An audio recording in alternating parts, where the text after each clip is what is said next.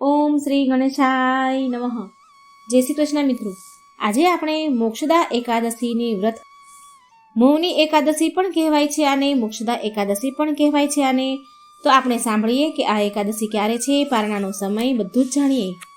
શાંતકારમ ભુજગશયનમ પદ્મનાભમ સુરેશમ વિશ્વધારમ ગગનસદૃશમ મેઘવર્ણમ શુભાંગમ લક્ષ્મીકાંતમ કમલનયનમ યોગી ભીર્ધ્યાનગમન્યમ વંદે વિષ્ણુ ભવય ભવય હરમ સર્વલોકેક એકનાથમ. બોલો જગત પિતા લક્ષ્મીપતિ નારાયણની જય. આ એકાદશીના શુભ અવસર પર ભગવાન શ્રી હરિવિષ્ણુની પૂજા આરાધના કરી ભક્તો મનોવાંછિત ફળ મેળવી શકે છે, પાપોમાંથી મુક્તિ મેળવી શકે છે અને મોક્ષ પણ પ્રાપ્ત કરી શકે છે. ભુક્તિ અને અંતમાં મુક્તિ પણ બંને મળે છે. આ એકાદશીના વ્રતથી તથા પૂજનથી પિતૃઓને પણ મુક્તિ મળે છે. માટે શ્રદ્ધા ભાવથી આજના આ મોક્ષદા એકાદશીના દિવસે ભગવાન લક્ષ્મીપતિ નારાયણની પૂજાનું વિધાન બતાવવામાં આવ્યું છે. સૌ પ્રથમ આપણે મોક્ષા એકાદશી ક્યારે છે, શુભ મુહૂર્ત વિશે જાણીશું કે આ એકાદશી તિથિ ક્યારે છે, ક્યારે પ્રારંભ થાય છે અને પારણા શું છે, પૂજા વિધિ કેવી રીતે કરવાની છે, આ બધું જ આપણે જાણીએ. તો આપણા હિન્દુ પંચાંગ અનુસાર માગસર માસની શુક્લ પક્ષની એકાદશી તિથિનો પ્રારંભ થાય છે તારીખ 11 ડિસેમ્બર 2024 વહેલી સવારે બ્રહ્મ મુહૂર્તમાં 3:42 અને આ તિથિ પૂરી થાય છે 11:12 રાત્રિએ, મોડી રાત્રિએ લગભગ 1 વાગે. માટે ઉદયા તિથિ અનુસાર જોવામાં આવે તો આ વ્રત પૂર્ણ એકાદશી તારીખ 11 ડિસેમ્બર 2024ના દિવસે જ વ્રત રાખવાનું રહેશે. આ દિવસે જ ભગવાન શ્રી લક્ષ્મીપતિ નારાયણની પૂજા વિધિ કરીને વ્રતના નિયમનું પાલન કરવાનું રહેશે. હવે જાણીએ કે પારણાનો સમય ક્યારે છે. તારીખ 12 ડિસેમ્બર 2024 મોક્ષદા એકાદશીના પારણા સવારે 7 વાગ્યાથી લઈને 9 વાગ્યા સુધીમાં કરી લેવાના રહેશે. પારણા એટલે જ્યારે આપણે એકાદશીના દિવસે વહેલી સવારે એકાદશી કરવાનો સંકલ્પ લીધો હોય, વ્રતનો સંકલ્પ લીધો હોય, એને આપણે છોડવાનું હોય છે, એને પારણા કહેવાય છે. અને પારણા કરવા અત્યંત જરૂરી છે. પારણા કરવાથી આપણને એકાદશીનું પૂર્ણ ફળ મળે છે. અને આના વિશે કથા કહી છે ભગવાન શ્રી કૃષ્ણએ કુંભારને, જે મારા વિડીયોમાં છે, જે જઈને તમે સાંભળી શકો છો. સનાતન ધર્મમાં મોક્ષદા એકાદશીનો પર્વ વિશેષ મહત્વપૂર્ણ છે. આ અવસર પર શ્રી નારાયણની વિશેષ પૂજા થાય છે. જે ભક્તો આ મોક્ષા એકાદશીનું વ્રત કરવા માંગે છે તે દસમીની તિથિની રાત્રિથી નિયમ લે, બ્રહ્મચર્યનું પાલન કરે, દસમીની રાત્રેથી જ હળવું ભોજન લેવું, એકાદશીના દિવસે વહેલું ઉઠવું અને પછી સ્નાન આદિથી પરવારીને શુદ્ધ વસ્ત્ર ધારણ કરવા, ઘરની મંદિરની સાફ સફાઈ કરવી અને ગંગાજળનો છંટકાવ કરવો, ભગવાન સૂર્યનારાયણ દેવને અર્ધી આપવી. આ માગસર માસ ભગવાન શ્રી કૃષ્ણનો માસ છે. માટે ભગવાન શ્રી નારાયણનું આજે વિશેષ પૂજન થાય છે. જો મૂર્તિ હોય તો તેને ગંગાજળ, શુદ્ધ જળ કે ગૌમૂત્ર કે કાચું દૂધ, પંચામૃત જે પણ તમારી પાસે હોય એનાથી ભગવાનને સ્નાન કરાવો, શુદ્ધ કરો, ભગવાનને સ્નાન કરાવો, ભગવાનને શૃંગાર કરવા, ફળ, ફૂલ, વસ્ત્ર, હળદર, નાળિયેર વગેરે શુભ વસ્તુઓ ભગવાનને અર્પણ કરવી, ભગવાનના મંત્ર જાપ કરવા. મંત્ર જાપ કરતા કરતા આપણે પૂજા કરવી જોઈએ. ભગવાનને માખણ, મિશ્રી, પંચમેવા, પંચફળ જે પણ તમારી શક્તિ હોય એ ભગવાનને ધરવું, અર્પણ કરવું અને પૂરી શ્રદ્ધાથી ભાવથી આ વ્રત કરવું. ભગવાનને તુલસી પત્ર 2 જરૂર અર્પણ કરજો. તુલસીના 2 પત્ર ભગવાનના શ્રી ચરણમાં જરૂર અર્પણ કરવા જોઈએ. ભગવાન શ્રી કૃષ્ણએ ગીતામાં કહ્યું છે કે જે મને ભક્તો પત્ર, પુષ્પ, ફળ અર્પણ કરે છે તેની સેવાનો હું સ્વીકાર કરું છું.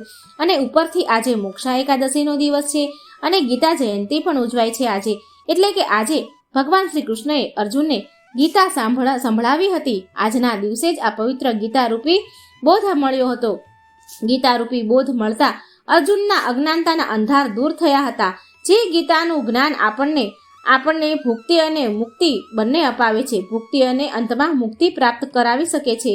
આ મોક્ષા એકાદશીના દિવસે વ્રત કરીએ કે ન કરીએ પણ ભગવાનની પૂજા વિધિ જરૂર કરવી, મંદિરે જઈ ભગવાનના દર્શન જરૂર કરવા, તીર્થોમાં જઈને પણ ભક્તો દર્શન કરી શકે છે. આમ કરવાથી પાપ નષ્ટ થાય છે. ભગવાન શ્રી નારાયણની કૃપાથી મોક્ષના આશીર્વાદ પ્રાપ્ત થાય છે. મોક્ષદા એકાદશીના દિવસે ગીતાજીનો પાઠ કરવો, સાંભળવો બહુ ઉત્તમ છે, ઉત્તમ ફળ આપનાર છે.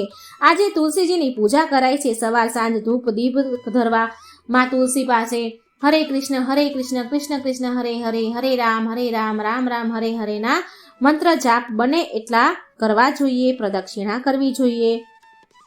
અને આ દિવસે ધૂપદીપ નૈવેદ્ય ભગવાનને ધરવા, પીપળાના વૃક્ષનું પૂજન કરવું અને જળ અર્પણ કરવું. પીપળાના વૃક્ષને જળ અર્પણ કરતી વખતે સર્વ પિતૃભ્યો નમઃ આ મંત્ર બોલી અને પીપળાની પ્રદક્ષિણા કરવી, 7 પ્રદક્ષિણા કરવી અને આ મંત્ર બોલવો. સર્વદેવમય લક્ષ્મી નારાયણનો વાસ સાથે સર્વદેવોનો પણ વાસ હોય છે પીપળામાં, પિતૃઓનો પણ વાસ હોય છે પીપળામાં. માટે ખાસ કરીને આજે મોક્ષદા એકાદશીના દિવસે પીપળાના વૃક્ષને પાણી જરૂર અર્પણ કરવું અને ભગવાનને પ્રાર્થના કરવી કે હે પ્રભુ, અમારા જે પણ પિતૃઓ જે પણ સ્થિતિમાં હોય છે તેને મુક્તિ પ્રદાન કરજો. જે પણ પિતૃઓ જેને મુક્તિ ન મળી હોય, એના આત્માને શાંતિ ન મળી હોય તો એને શાંતિ પ્રદાન કરજો, એમને મુક્તિ પ્રદાન કરજો અને અમારું કલ્યાણ કરજો.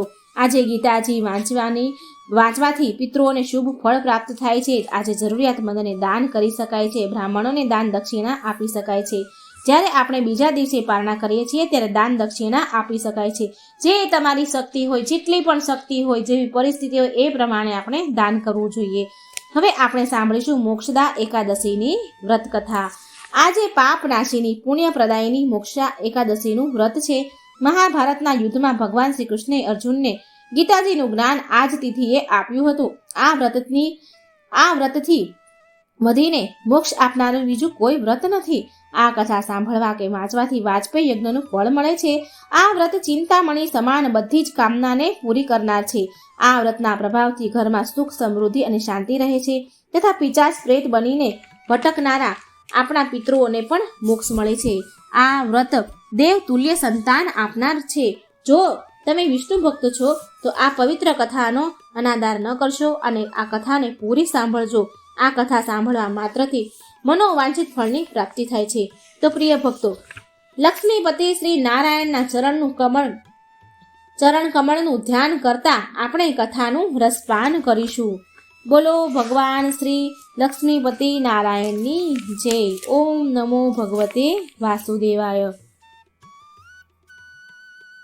યુધિષ્ઠિર બોલ્યા, 3 લોકોને સુખ દેનાર, જગતના સ્વામી, જગતને બનાવનાર, પ્રાચીન પુરુષના ઉત્તમ સમર્થ પ્રત્યેક વિષ્ણુને હું નમન કરું છું ને પૂછું છું કે હે દેવોના ઈશ્વર, હે દેવ, મને મોટો સંશય છે, માટે લોકોના હિતને માટે તથા પાપોના નાશ કરવા માટે પૂછું છું. માગસર મહિનામાં શુક્લ પક્ષમાં કયા નામવાળી એકાદશી થાય છે તેનો શું વિધિ છે તમે મને કહો. દેવનું પૂજન કરવામાં આવે છે, કયા દેવને પૂજાય છે? હે સ્વામી, એ સર્વ કાંઈ મને વિસ્તારથી યથા યોગ્ય કહો.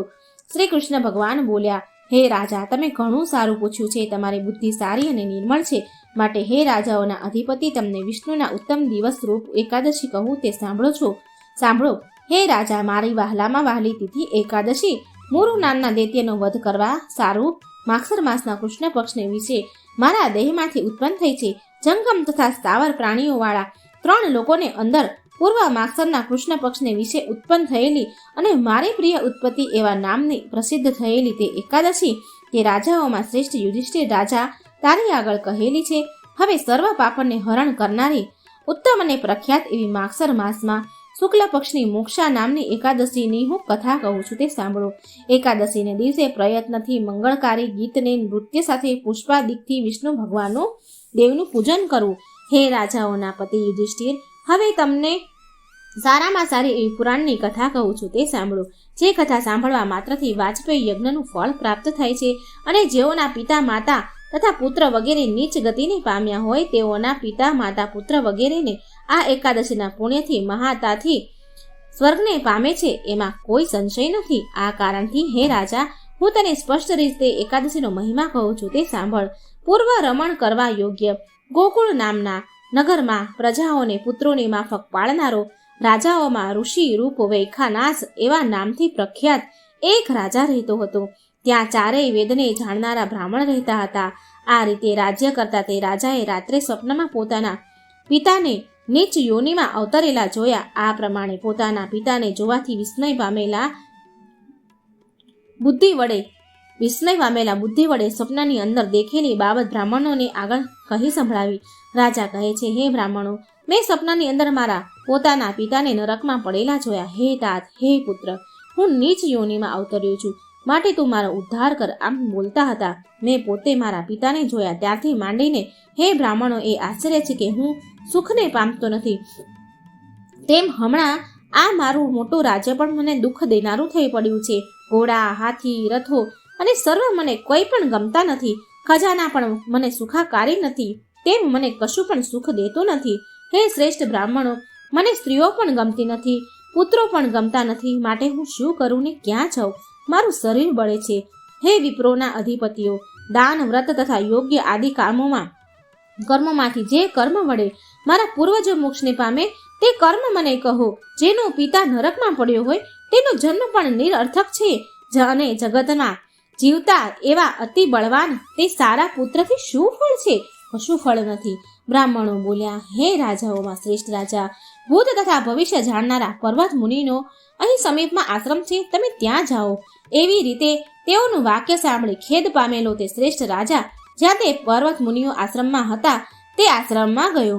તે મુનિનો આશ્રમ શાંત, બ્રાહ્મણોથી અને ચારેય તરફથી પ્રજાઓથી વીંટળાયેલો, વિસ્તારવાળો અને મુનિઓને સારી રીતે સેવેલો હતો. ત્યાં બીજા કમળથી જન્મેલા બ્રહ્માના જેવા પર્વત મુનિ ઋગ્વેદી, સામવેદી, યજુર્વેદી અને અર્થવેદી મુનિઓથી વીંટળાયેલા બેઠા હતા. તે સમયે વૈખાનસ રાજાએ મુનિઓના શ્રેષ્ઠ એવા તે મુનિને જોઈ મસ્તક વડે પૃથ્વી ઉપર પડીને દંડવત પ્રણામ કર્યા. એટલે એ પર્વત મુનિ રાજાના 7 અંગોના કુશળતા સમાચાર પૂછ્યા, રાજાના શત્રુ રહિતપણા વિશેના સમાચાર પૂછ્યા અને રાજ્યના સુખના સમાચાર પૂછ્યા. રાજા બોલ્યા, તમારી પ્રસન્નતાથી મારા 7 અંગો કુશળ છે, વળી વૈભવો અનુકૂળ છે, તે છતાં કોઈક પણ વિઘ્ન પ્રાપ્ત થયું છે. હે પ્રભુ, મેં સ્વપ્ન વિશે મારા પોતાના પિતાને નરકમાં પડેલો જોયો. તેણે મને તારો એમ કહ્યું. તેથી જ હું દુઃખને પ્રાપ્ત થયો છું. હે ભગવાન, તમે તારવાનો ઉપાય બતાવો. હે બ્રાહ્મણ, હું મારો આ સંશય આપને પૂછવા આવ્યો છું. આવું રાજાનું બોલવું સાંભળી મુનિઓમાં શ્રેષ્ઠ એવા પર્વત મુનિ ધ્યાન કરીને જુએ છે. ધ્યાનથી નેત્રને સ્થિર કરીને થઈ ગયેલું અને થનારું વિચારવા લાગ્યા, તથા 1 મુહૂર્ત સુધી ધ્યાન કરીને તે શ્રેષ્ઠ રાજા પ્રત્યે ધ્યાન કર્યું ને બેઠા અને બોલ્યા. પર્વત મુનિ બોલ્યા, હે રાજાઓના અધિપતિ, હું તમારા પિતાના વિરુદ્ધ કર્મનું પાપ જાણું છું. હે રાજા, પૂર્વજન્મમાં પોતાની બંને સ્ત્રીઓના મધ્યમાં એક જ સ્ત્રીને વિશે કામસક્ત થયેલા તમારા પિતાએ રક્ષા કરો, ઋતુદાન આપો, આમ વારંવાર બીજી સ્ત્રીએ માંગણી કરી, તો પણ તે સ્ત્રીનું ઋતુદાન આપીને રક્ષણ કર્યું નહીં, અર્થાત તે બીજી સ્ત્રીના ઋતુકાળનો ભંગ કર્યો. એ રીતે કર્મ કરવાથી તમારો પિતા હંમેશને માટે નરકમાં પડ્યો છે. રાજા બોલ્યા, હે મુનિ, કયા વ્રતથી અને દાનથી મારા પિતાનો આ પાપવાળો નરકમાંથી મોક્ષ થાય છે તે મને કહો. પર્વત મુનિ બોલ્યા, માગસર મહિનાના શુક્લ પક્ષની મોક્ષા જે એકાદશી આવે છે તે મોક્ષા નામે વિષ્ણુની તિથિ છે. તે મોક્ષા એકાદશીનું વ્રત તમે સઘળા એક કરીને તેનું પુણ્ય તમારા પિતાને આપશો કે તરત જ તે પુણ્યના સામર્થ્યથી તમારા પિતા મોક્ષને પામશે. આવું પર્વત મુનિનું વાક્ય સાંભળી પછી તે રાજા પોતે ઘેર આવ્યો. હે ભરત કુળમાં શ્રેષ્ઠ રાજા, માગસર માસની શુક્લ પક્ષની એકાદશી આવી. હે યુધિષ્ઠિર, ત્યારે અંતઃપુરમાં રહેનારા માણસો, સર્વ પુત્રો અને સ્ત્રીઓ સાથે લોકોને પાળનાર તે રાજાએ વિધિપૂર્વક વ્રત કરીને પોતાના પિતાને પુણ્ય આપ્યું. જ્યારે તે પુણ્ય દીધું ત્યારે સ્વર્ગમાંથી પુષ્પોની વૃષ્ટિ થઈ અને દેવગણોએ સ્તુતિ કરતા વૈખાનસ રાજાનો પિતા સ્વર્ગમાં ગયો. સ્વર્ગમાં જતી વેળાએ અંતરિક્ષમાં તે વૈખાનસ રાજા પ્રત્યે શુદ્ધ વાણીથી કહેવા લાગ્યા, હે પુત્ર, તારું સદા કલ્યાણ થશે. એ રીતે બોલીને સ્વર્ગમાં ગયા. હે યુધિષ્ઠિર, જે કોઈ મનુષ્ય આ પ્રમાણે મોક્ષા નામની એકાદશી કરે છે તેનું પાપ નષ્ટ પામે છે અને મરી ગયા પછી મોક્ષને પામે છે. આ એકાદશીથી કોઈ પણ એકાદશી ઉત્તમ, નિર્મળ, કલ્યાણ કરનારી અને મોક્ષ દેનારી નથી. જે મનુષ્યોએ આ એકાદશી કરેલી છે તેઓનું પુણ્યની સંખ્યાને હું પણ નથી જાણતો. આ એકાદશીનો પાઠ કરવાથી અથવા તો સાંભળવાથી વાજપેયી યજ્ઞનું ફળ પ્રાપ્ત થાય છે. ચિંતામણીના જેવી આ એકાદશી સ્વર્ગ તથા મોક્ષને દેનારી છે. ઇતિશ્રી બ્રહ્માંડ પુરાણમાં માર્ગશીર્ષ મહિનાની શુક્લ પક્ષની મોક્ષા નામની એકાદશી વ્રત કથા અહીં સંપૂર્ણ થાય છે. તો મિત્રો, આ અત્યંત પુણ્ય પ્રદાન કરનારી પાપ નાશીની એકાદશીની વ્રત કથા બને એટલી શેર કરજો, જેથી આ પવિત્ર કથા બીજાને પણ સાંભળવા મળે કે આ એકાદશીનું ફળ કેટલું છે એ બીજાને સાંભળવા મળે.